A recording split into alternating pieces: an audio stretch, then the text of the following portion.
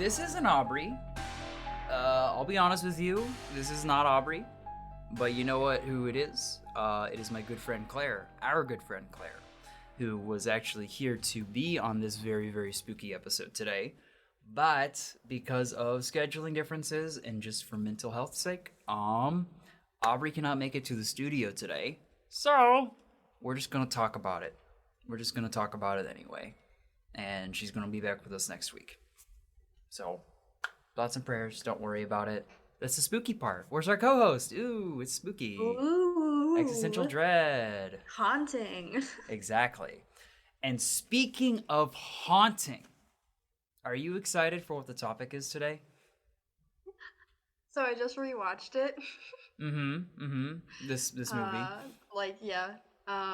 That's right, a couple movie hours episode. ago. Yeah, movie episode. Okay.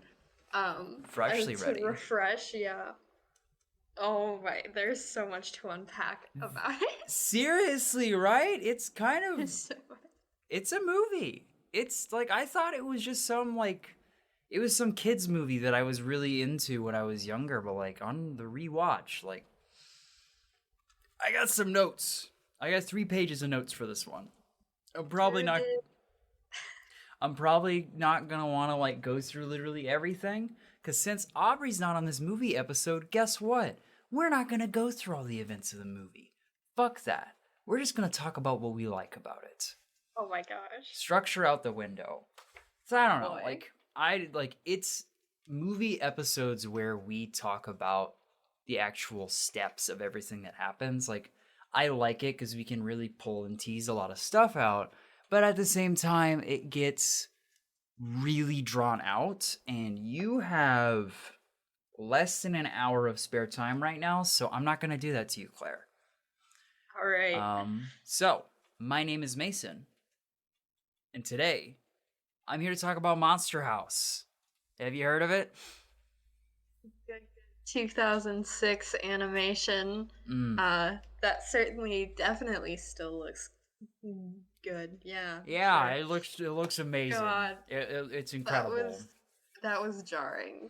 That when I was doing my review, I was like, I remember it being like a weird art style, but like, oh, okay, it sure is something. Those faces. It's like that weird old like, hey, remember stop motion? What if we made our animation look like it wants to be stop motion? Yeah. It's very like modeled. Something about it. It's got a very Wallace and Gromit look to it. Except like kind of ugly. Yeah, well, I mean, yeah, it's much less refined, that's for sure. Yeah. Yeah. But you know what is refined about this movie though? The monster design. But we'll get to that. I don't want to jump straight into like the monster of this Monstrous House quite yet. All right. But anyway, to start off, okay.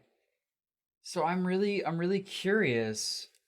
Like, I have these guided notes, but like, how do you feel about the main character's dynamic with this old man? Like the fact that he is some like weird peeping Tom that constantly like surveys and watches this poor lonely old fuck that sits at home alone. So weird. And then like when it turns around and like this dude's been watching him back, like it's just it's so weird. It's so weird. It is. It's okay. What gets me is the movie opens up this little girl on her tricycle, right? Mm-hmm. And she gets her tricycle stuck in the old man's lawn, and the old man takes it from her. And you have DJ, the protagonist, like take a photo of this, of the old man's face. And he like makes note of it. He's like, "Oh my gosh, he just stole another This house is right across the street from him." Uh-huh. And then he goes downstairs out into the front yard where his parents are getting ready to leave for the night. And he's like, "He just stole this little girl's tricycle." And they act like it didn't happen, even though they would be literally 20 feet away from this interaction. I guess this is the only character that was modeled with eyes. That's all I can say. I feel like everyone else is just completely oblivious to everything going on, except for the weird boyfriend. What? How Yeah. old was that guy? Oh, he had to be like 20. He was older. He had some.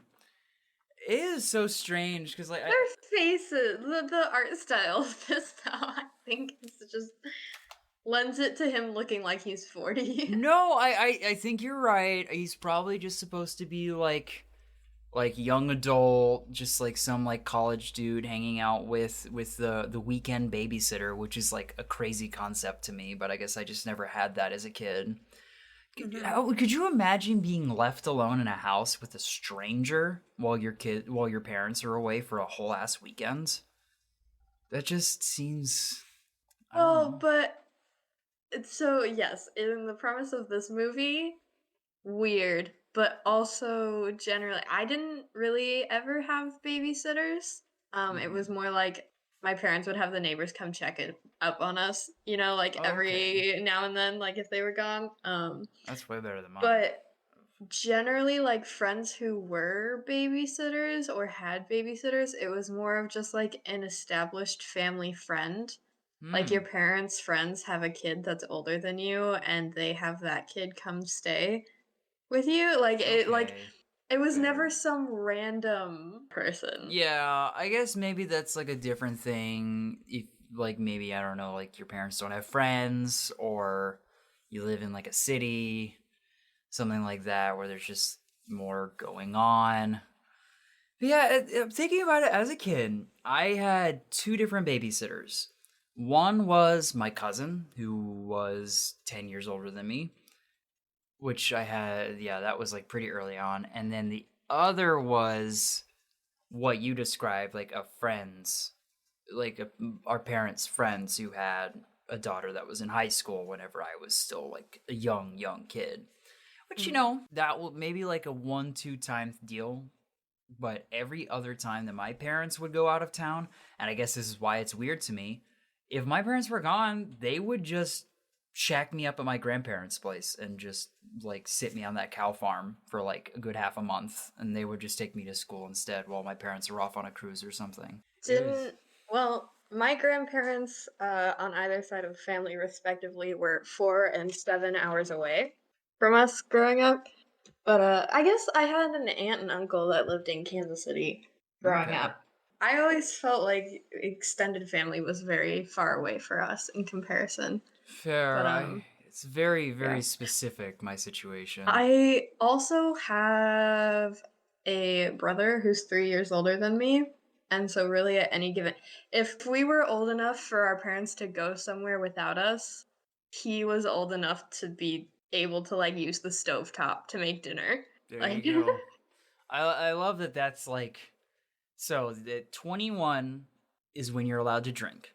Mhm. 18, that's when you're allowed to vote and when you're allowed to smoke cigarettes in this country. Oh wait, no, that's 21 now too. No, yeah, You're that got right. changed. That's such a recent change, I forget. Mhm. Um and I guess also buy lottery tickets, gambling. Mhm. Yeah, you can't gamble till you're 18. And then 16 is when you're allowed to drive. But what do you think the age, like the coming of age level is for like stovetop? What age is the stovetop locked behind? Like, I don't know, 8 maybe? 8? Okay. Yeah. Depends on how tall the stove is. Yeah. Yeah, I guess just also, like, enough self-awareness of being able to turn on a timer Mm-hmm. and also reach everything, And not burn yourself. and yeah, not burn yourself. Fair.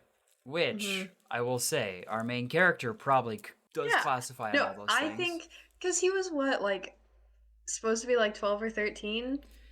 Yeah, I guess 10? so, but man, the art style really does push I older. know, right? He was somewhere in like the 10 to 14 range because there were so many jokes about puberty. Yeah, there Uh were.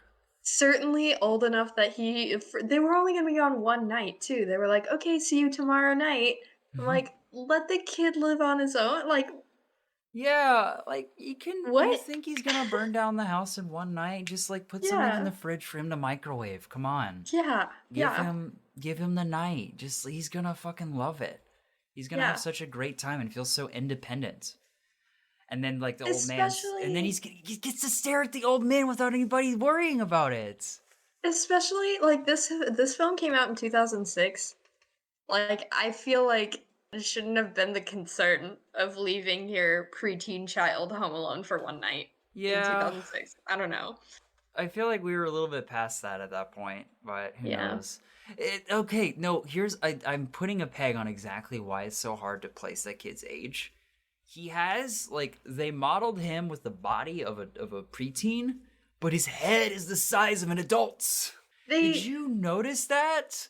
like the just the art style of it all is so weird and like it's so clay textured but like poorly carved. I don't Hmm. know. I'm sorry to like the artists of this movie, the art like staffing, but god, it's just an ugly It movie. is very grotesque, which you know what? Like, I think that's passable as a horror film, but also, like, Yeah. ouch, you're scaring my eyes too, sir.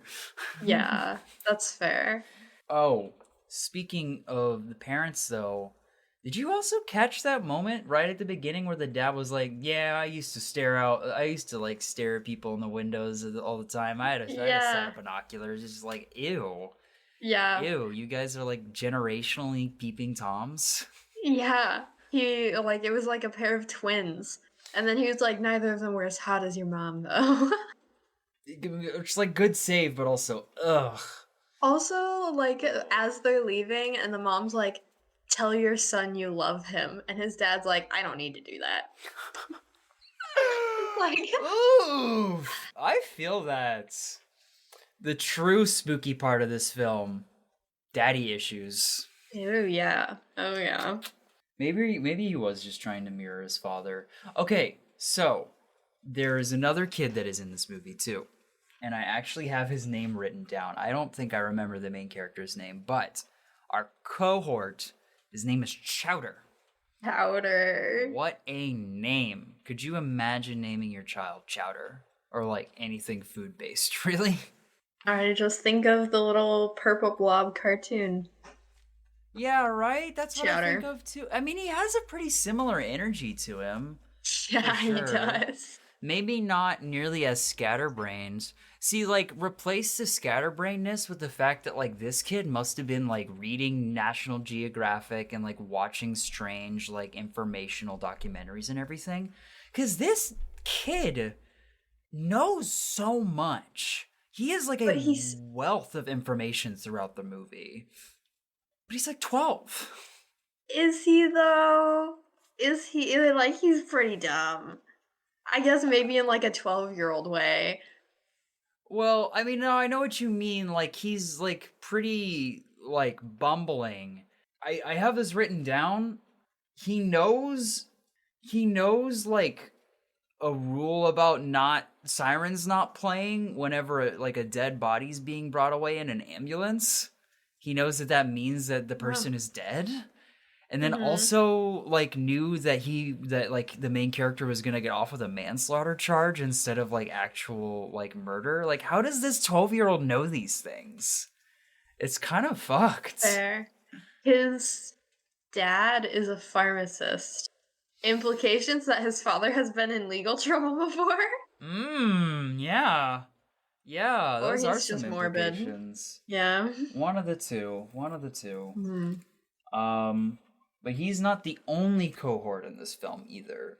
I will Mhm. go ahead. Mhm. Let's get to that. There is the other girl, the girl that's in this film. Penny. Her name is Penny. Straight, so much boss bitch energy in this little girl. I absolutely loved her in this film. She was a badass. Like, She's also just so, like, fun like, I don't normally hang out with boys like you, but I'm like, way to be honest about the circumstances. right? Like, let's Like, not be playing around. she's only there circumstantially. because she Like, almost got ate by a house. yeah. I mean, at that point, it really doesn't matter who you surround yourself with. So yes, for those of you who did not know, which granted, when I did my polls, it seems that everybody knows about this film, which is why I wanted to talk about it. This old man that lives across the street from the main character owns this old-ass house and lives in it by himself. But from, like, the trike being caught by the little girl to, like, Penny getting kind of dangerously close to, like, some stuff happening on the walk up to it, the old man is very insistent on people staying away from his house, and seemingly it's because the house has some kind of mind of its own, hence the name Monstrous House. We will get into the specifics of it later, which is honestly like the bulk of what I think is really like the meat to chew off of this movie, and why I'm really upset that Aubrey's not here, because she feels very strongly about the message in it, but we'll make do. So these kids think that they're looking at a monster house, and I am talking through the plot, which I said I did not want to do. It's crazy to me that these children armed themselves with super soakers, of all things, to go fight a building. Like, well, the whole goal is to put out a fire, right? Like the like heart of the house that they're trying to put out is the furnace. yes, because I remember ever since the old man died and the house was vacated, the chimney was burning nonstop. Mm-hmm. See, this is so great that you just watched this movie, because it's been like half a week for me, and I'm already forgetting these details. Thank you. I know, it's in my head. Thank you. Okay, so that does make sense, but gee dang, were they not well equipped for this? Because I'm pretty sure they walked in the front door and immediately were assaulted. And then didn't they like squirt down like the house's uvula or something? Mm-hmm. Iconic scene. Iconic scene, especially the really, really iconic line. That must be the uvula. Oh, so it's a girl house? Aubrey is just insistent, like super incredibly insistent, that when he says it must be a girl house, that this kid knows where a vulva is. Which is just, it's so much to think about. Like, I'm sure it's just some joke. But like, he makes the assumption. So I'm like, my thought would be that he thinks it's ovary versus uvula, with the words. Yeah. Like that would be the word mix up, I would think. But like, I mean, she's right. He would have to know something about like female anatomy in that sense, right? Because in order to like, it's probably... like, I mean, it's like a one-off like a joke for the adults watching, but like also it implies that the kid has some like medical biology knowledge. I guess, Dad's a pharmacist. Also... He apparently watches a lot of like true crime, maybe, or something like that, if he's into the ambulance facts and murder charges. Well, I mean, thinking about it, he did also like start off the movie by trying to scare people too. So I mean, the kid has some kind of like morbid sense of humor. I bet you like maybe him and his dad tend to like bond over that stuff.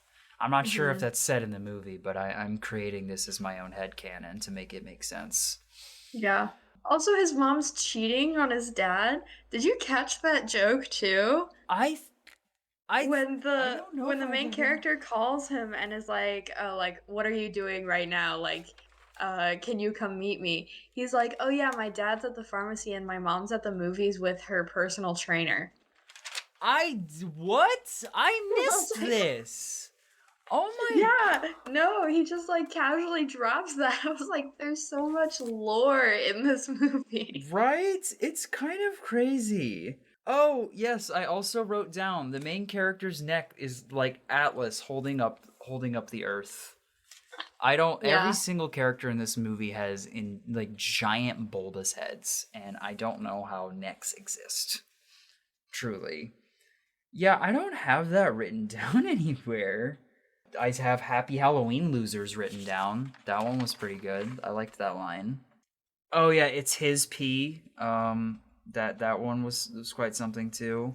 Oh yeah, wasn't there also a part where police officers showed up and tried to arrest the 3 children? Yes, they all got put into the back of a cop car, and then the house proceeded to eat the cops. Gotta love it. Gotta love the Mhm. police officers in this movie. Gets kind of a statement across. I just how who arrests 3 children, and what were they even doing? What were they caught doing? Like trespassing?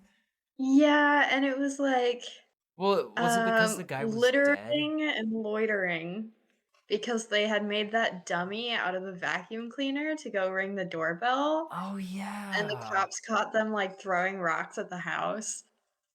Oh yeah. Man, those Yeah. cops had nothing better to do, like at Oh, all. absolutely not. But especially had nothing better to do whenever they were sitting inside of the house's stomach. Which, by the way, yes, might I add, that adds 2 to the death toll of, I believe, 4 people that were consumed by this house over the course of the film. And I mean, Yeah, like, and a dog. and a dog. Well, that was part. That's one of Okay, the okay, 4. okay, That counts as a casualty. I don't care what okay. anybody else thinks. The very wildly lethal movie for being a children's film. Granted, they unwish all the deaths. They bring everybody back at the ends, but with the after credits scene. But like, it's not till the after credits that they're like, actually nobody died. Which I honestly, they could have gone full commitment, but I respect the balls a little bit that they really were willing to let you think that this house ate some damn plum smooth ate some people for a minute. Oh, yeah. Oh, yeah. Oh man, it was something. Oh, also, he was right that it was a girl house too. Can we talk about that? Oh, he was, wasn't he? So strange. But that was the uvula. So it's just an educated guess, I guess. We are babies. I have that written down too, and I really liked it. I underlined it a few times. I really don't. Do you remember the context of that line? Because they got themselves out of the house.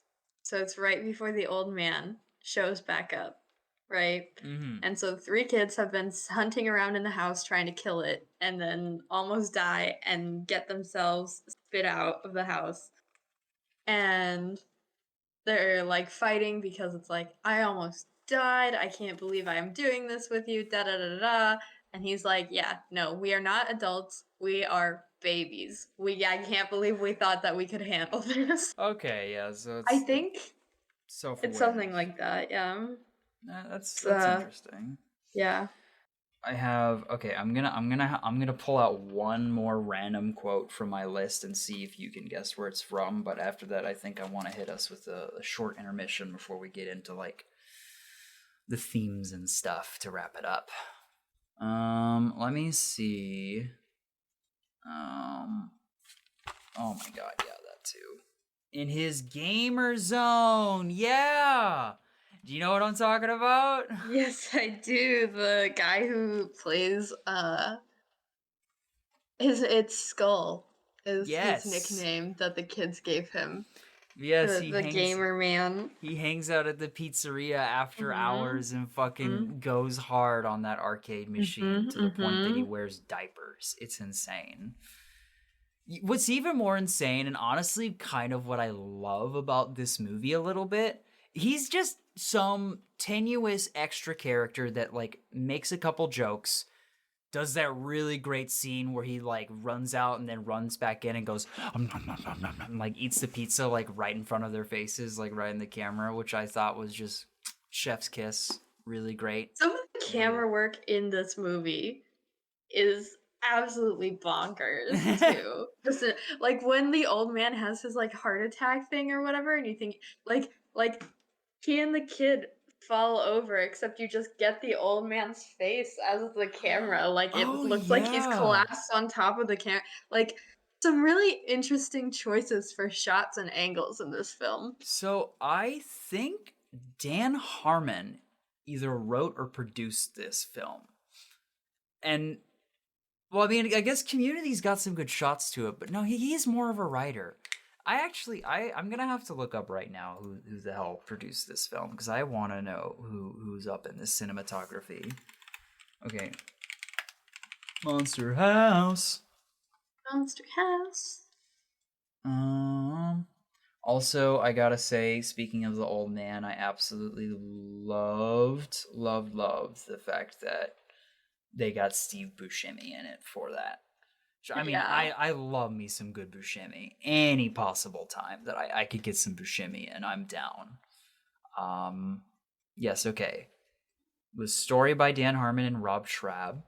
And then Gil Keenan was the director. Interesting looking guy. I don't know what he does. He's only ever made 3 movies. What are the other 2? Okay. Next was City of Ember. Do you remember that one? I do not. Me neither. Me neither, literally at all. That doesn't. What year was that? 2008. It has a 6.5 out of 10. For generations, the people of the City of Embers have flourished in an amazing world of glittering lights. But Embers' once powerful generator is failing, and the great lamps that illuminated the city are starting to flicker. Oh, so it's kind of like a underground city that's like going dark, pretty much. Okay. It's an interesting concept. It's very unique. I guess the execution just wasn't amazing. And then his only other film that has a picture on IMDb here is Poltergeist from 2015. Oh, okay. Interesting. Here, I will share my screen briefly. Oh, I don't like clowns. Yeah, me neither. Okay, what is Poltergeist about? A family whose suburban house is haunted by evil forces must come together to rescue their youngest daughter after the apparitions take her captive. Oh, is it a remake of the one where the kid is like staring at the staticky TV? Do you know which one I'm talking about? It's like a weird like Indian burial grounds ghost story. I wonder if there's anything written. Yes, okay, Poltergeist. There's another one here from 1982. Family's house is haunted by a host of demonic ghosts. Yeah, this movie is very, very. I believe like the imagery of it is like the kid like pressing her hands up against the TV and saying they're here, and like being. I don't remember. I think they just take her captive. I never saw it, but ooh, I should ask Fern about it. They're a huge horror movie buff. I'm gonna see if they know much about Poltergeist. I could put that in later. Okay, so he made a remake of an old movie. Okay, well, he didn't do much, but he at least put Gil. You put your stamp on our generation's childhood, and that's something. I'll give you that. Yeah, you did something. Something. I mean, I kind of respect. Maybe it's just out of maybe it's out of a lack of effort or just not being able to, but. I almost respect that he only just has the 3 films and he's just good now. Yeah. Usually, it's been 7 years. Yeah, it's his last one. They're just cooling off, just really thinking about what he wants to cover next. Yeah. Okay. Speaking of which, I really want to cover the themes of this movie, but I need to put an ad break spot in here, so I'm gonna do that right now. Okay. Hey guys, it's Fern here. I just wanted to jump in because I have some thoughts and opinions. I was told that the person in charge of Monstrous House, which I think is a brilliant movie, tons of charm, tons of joy, I was told that they were responsible for the 2013, I believe, remake of Poltergeist. Now, I'm somebody who has been a horror movie fanatic for a very long time, and Poltergeist is, in my opinion, the best horror franchise of all time. It's got it all. It's got tequila worms, it's got scary paranormal closets, it's got everything, but most of all, it's got charm and it's got purpose. And the remake of Poltergeist has no charm, has no purpose. All it wants to do is be a scary movie, and it's not even that. Anyway, that's all I had to say. And we're back. Hello. Woo! Did you have a good bathroom break, guys? Good. Glad to hear. I shoved my mouth full of beef. That's what I do on my bathroom breaks. You're a big fan of the taste of beef. Yes. I mean, how do you think I keep myself moving through these podcasts? I mean, the energy has to come from somewhere. I just consume beef, raw beef, straight out of the package. Yummy, yummy. Anyway, so we're back. Did you think of any other like tidbits that you really wanted to like bring up before I just jump into like the trauma part of this? Oh, okay. Straight to the trauma then. Okay, so to wrap this up, I felt like I really wanted to give us a moment to like sit on and think on the actual like heart of both the house and of this film. The poor lady that died and during the creation of said house. I believe, I don't even know how many years ago it was. The dude was young at the time, but this guy met this you know, larger woman. Like she has some weight on her, but I mean that's just her. That's who she is. But sadly, it was like, it's so fucking heartbreaking that he met her while she was caged up at a circus because she was treated like some kind of freak. That was so like it got me real good. It got Aubrey so hard. I actually think like when we really got into like thinking about it, like she almost shed a tear over this goofy movie. Aww. But I think that's what really like sits with you with this film. Like it's strange. It's like some weird like child Scooby-Doo bullshit shenanigans, which like I'm down for because of my nostalgia, but they made the villain like so like they humanized them so hard. And that's not really common for children's films. It's a very complex deal. Because like you realize, and I want to take this in the right order. You realize that like the old man isn't actually after, like he doesn't hate kids.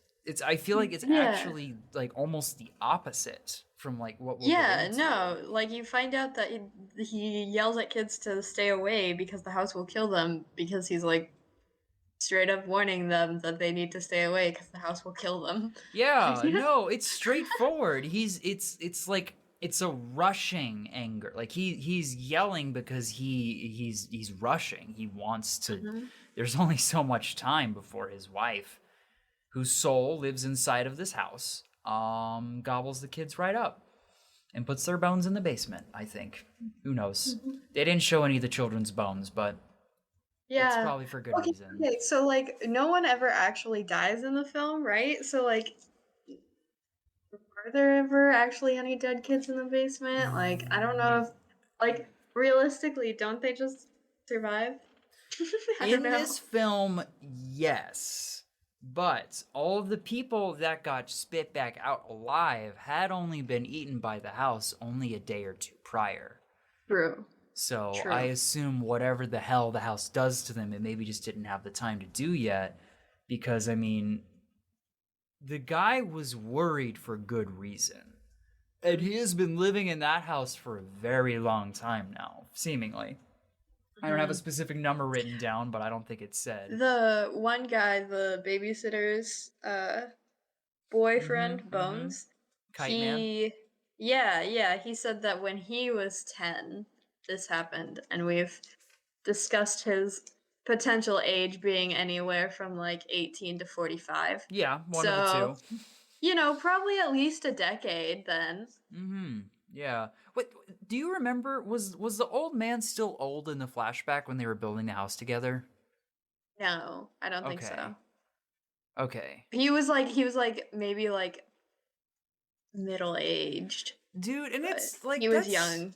It's such love don't judge energy too, because he is a fucking scrawny ass rail, and then like this lady that he loves with all of his heart, I think weighs about three to four of him. Like you could stack 3 to 4 of him on top of each other's shoulders, and she would maybe still weigh more. But that's the thing, like it doesn't matter to him. I mean, that's why he like saved. Oh, I like, what was the line again? Like, let me save you from this or something like that. Whenever he like got her out of his Yeah. circus, like it's so incredibly sweet. And then like it gets into this thing of like her having a problem with children, which does suck. And when you are a kid, you're like, ooh, this lady hates children. She's an enemy to me. But when you think about it, like, no wonder she hates children. It was a circus act. How quote many? unquote. Yeah, how many kids do you think would constantly throw shit at her, or like make fun of her, or like point and laugh? Like, she has every right to hate people. She has seen the worst of the worst when it comes to people. God, I wish I actually had her name written down right now. I want to like do her justice by saying It started with a C, I think. Constance. Yeah, something like that. Well, we're gonna say Constance, and I'll put her actual name over it if I missed it. I'm honestly just giving me so many extra things to work on just to flex later, but that's unrelated to now. I just think it's mortifying. Could you imagine getting? What do you think would be worse? Getting buried alive in a coffin, or having cement poured and hardened over you? Because they both feel like very similar awfulness. Absolutely, because I mean, both of them are going to be a suffocation thing. Mm-hmm. I think being buried in concrete would be better. Well, why do you think? I don't want to just jump in over you. It just feels I don't know, because either way, it's just gonna be like suffocation. I feel like concrete would be faster, Exactly. ultimately. That's what I'm And thinking also, like, too. if you're like in a coffin being buried alive, there's still like the There's a little bit of chance, hope that you right? can get out of it and dig yourself up. But Before you, concrete, that's permanent. like, Like, yeah, no, like with concrete, that shit's poured over you immediately. Like you it probably have dries your fast. esophagus solidified to the point that you just there's no breathing holes in you anymore, and boom, like a minute later you're gone. It's over. Yeah. You're part of the sidewalk now. If you're buried in a coffin, first of all, because it happens every time, you gotta wake up in the coffin, and then you realize there's no space. You have just enough, like with cement, you're like trapped and then gone. But with the coffin, you have just enough space to move around like a little bit.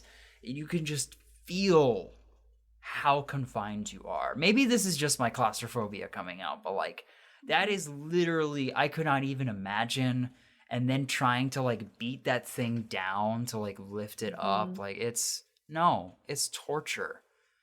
Oh my god, no. Oh, there's a movie that I saw that had a really, really rough scene with a coffin in it that I cannot remember right now. Oh, it was like the main character, and he managed to like claw his way out, but like he like fucked up his hands while he was doing it. It's killing me right now that I can't remember. See, that's what I need Aubrey here for. She knows like all the obscure movie references, especially horror films. My god. I'm gonna have to think on that. But I guess it's also aside from the points. But yeah. So, maybe the preferable of the two ways to go we've talked about, but this lady was scared by children specifically, and backed up into falling into the basement of their house that they were building together after he saved her and wanted to start this life with her. And then she freaking died in the house while they were making it. Yeah. And he completed it, which I get. I get it. Like that's the messed up thing, I think. It's so messed up. And he said in the movie, like, she would have wanted that. But I'm like, bro, you Would had. she have? Would she have? Would she have? But Or would she also. have preferred like a nice proper like Burial. burial, funeral? And like, can we talk about he was only like not even a fourth the way done with the house. He was working on the basement. That's all he had so far. And yet he said, "No, I'm committed to this. I just started, but it's getting finished." Like, why did he think this would go well? I don't know. I guess love makes you do crazy things like building a house around a corpse of your loved ones. You know what's even crazier? Sorry, you're thinking about something. Oh, I was gonna make a joke about how Edgar Allan Poe probably empathizes with that. I bet he does. It feels The very time much has like passed that. for that, though. We're over it. We're over mutual suffering. That's we all experience it and we all have to, we all struggle with it, and it's great to be able to relate to people who suffer. But you don't have to like romanticize it. It's not you don't have to it doesn't have to be that way. I feel like it's a lot better to just learn how to be genuinely happy with a person, I don't know if we were really this woke back in 2206, but what can you do, I guess? I mean, at least the guy got to dance with the ghost of his wife at the end of the film when they broke the house. Yeah, also that. Just destroy the house. Yeah, that was pretty damn crazy. Like good explosion animation. That's probably where most of the budget went, to be honest. As well as the budget for the house whenever it uproots itself with a bunch of trees and actually starts walking at them.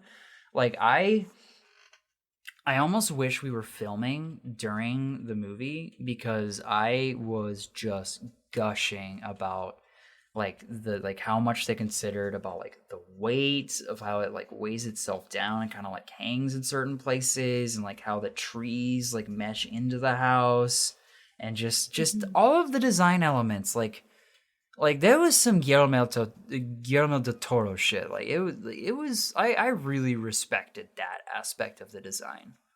It's a shame that they couldn't have touched the rest of the film with any of that. Yeah. I would be interested in seeing a 2021 remake, quote unquote, like just with like newer Re-envision. software and a different style and stuff. Yeah, because you could totally do that. Like, do you like the house is alive and wants to literally eat you thing? Like, that is scary. It's good. It's moving, and it hasn't been done very much. But can we just do it now instead of having this? Like, I don't know. I still. It's been 15 years. Give us an update. We have time. Instead of giving us another freaking sequel. Yeah. Oh yeah. Yeah. It's getting to time. We got to get you out of here. Okay. If you gotta leave now, you can. You want to plug your TikTok first, or any of that? Hello. Now I have to go. Okay. It was great having you, Claire. Sorry to keep you so late. Hope you have a good day. Hello. It's just me now. Weird. We never really do like the one person in a podcast sort of thing here. It's been a crazy week, guys. It's been a crazy week and a half. And I really, really appreciate you bearing with us and everything. Like, I know, like, we don't have, like, a Patreon or, like, any, like, crazy set schedule or anything like that yet. But I want to be consistent for y'all. And I feel like we are continuously being really bad at it. Even after we swap to bi-weekly. But you know what? I feel like at least the content got better. We're getting real backstagey here. This is why I don't record by myself. I stream of consciousness. You know. You've been here. You've sat in the room. Unless this is your first time though, which hello. What a mess of a first episode to join us on. I respect that. Thank you. Thank you for being here for this mess. Bless it, right? That was a good movie. But I do have an announcement to make though. In part because we are bi-weekly, and also in part because the schedule has been so absolutely fucked. Thank you. I think you should leave. Spooktober is officially being extended through November. So don't you fret. We will have our Halloween episode. We got a whole nother month in store of spooky ass shit ready for you guys. Cause like, who cares about like that area in between Halloween and Christmas? Like, who needs it? Just keep doing spooky stuff. Oh god, Aubrey usually does the wrap-ups. Oh, this is so hard. Today we talked about Monstrous House and how love knows no bounds until children get involved. It's a weird message. Don't step on a lawn if an old man tells you not to. It's probably for good reason. Save your life. Ooh, goodbye. Next time we'll find out what we're talking about. Goodbye.